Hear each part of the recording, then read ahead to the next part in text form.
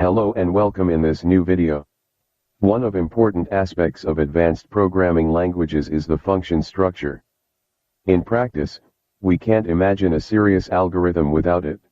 Therefore, how a function is represented in assembler language.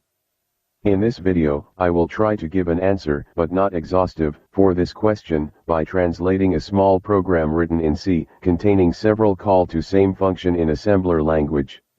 It's clear that the example I will trying to give doesn't explain several aspects of the function structure as, for example, how recursivity is implemented or the object-oriented methods are described. The reality of this question isn't too far of our approach, but this is not pedagogically adequate to first-year students in computer science. My name is Balach Mohammed and this tutorial is intended for first-year students, MI, Computer Science Department, USTHB.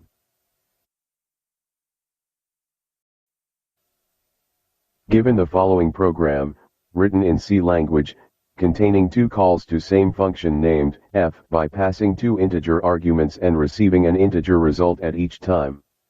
We are looking to translate this program into a new equivalent program written in assembly language, using simple operation codes viewed in Pedagogical Machine chapter. If you haven't watched the related videos yet, I warmly invite you to watch them out immediately. What will we use as types of instruction? We will use essentially jump operations and temporary variables to achieve different call with different arguments.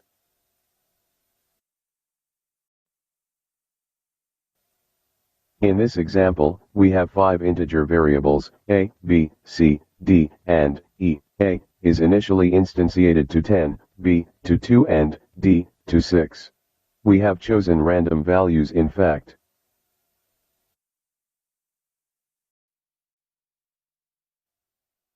The first call to the function named f is run with two integer arguments, a and b. The return value is an integer stored in the variable named c.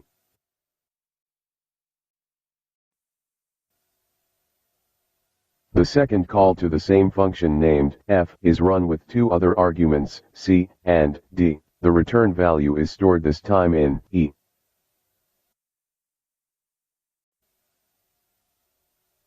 Finally, the main program displays the value contained in e.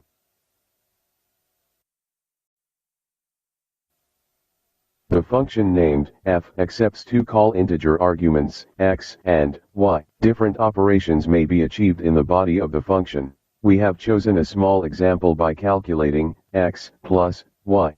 Since the function name f is used as output variable in C, the return value will be stored in f. So, what does this program do? First, the program initializes several variables with different values. Two calls are performed to the same function. A result is then displayed on screen. That's all.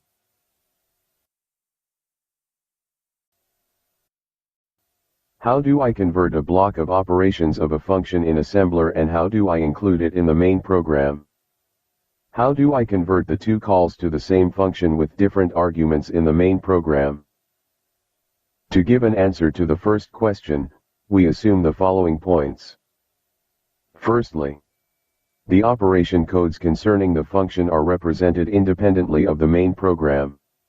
Therefore, the translated program related to the function may be located anywhere in central memory. In our example, the function will be represented at 50th address. Secondly, the variables named x and y are reserved within the function body. Thirdly, the variable named f, representing function name, is reserved similarly within the function body. Fourthly, a variable named r is reserved in the function body to indicate the return address in the main program when the function is finished. Now, let's begin with the first call. To ensure this achievement, the following steps may be taken in the following order. Firstly, the values of the effective arguments, a and b, will be passed to the formal arguments, x and y, as shown in the operation codes addressed from 10th to 13th address. Secondly, the return address in the main program, here 17th address, will be stored in the variable named R. See 14th and 15th address. Thirdly, we call the function by using a jump operation to the address locating the beginning of the block function, here 50th address. See 16th address in the first call. Fourthly, to recuperate the return value, we can load the value from f and instantiate it to any other variable of the main program. See 17th and 18th address in first call.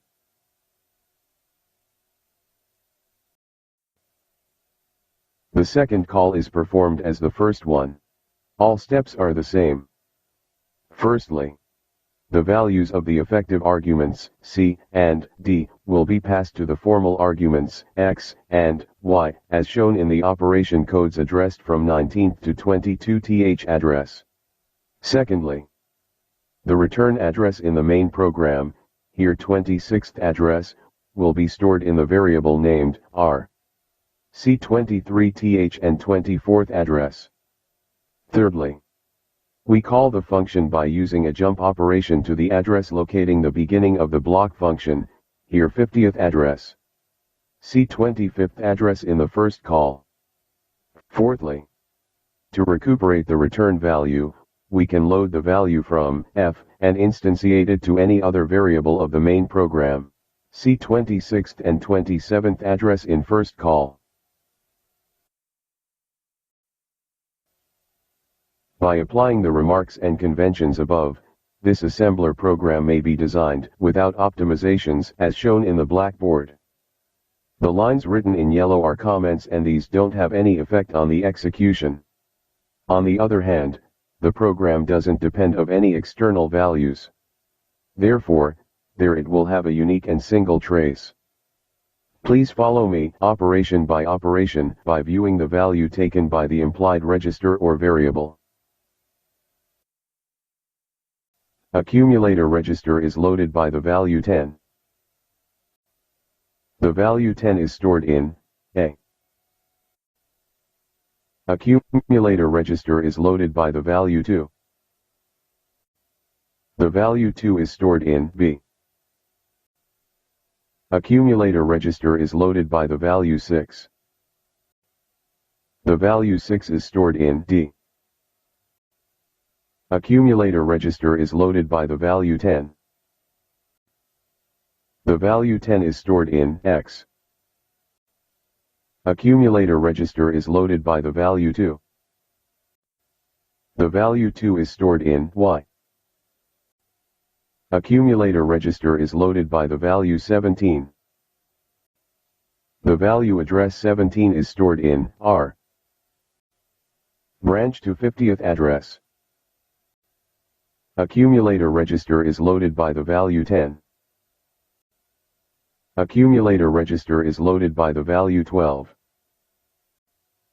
The value 12 is stored in F.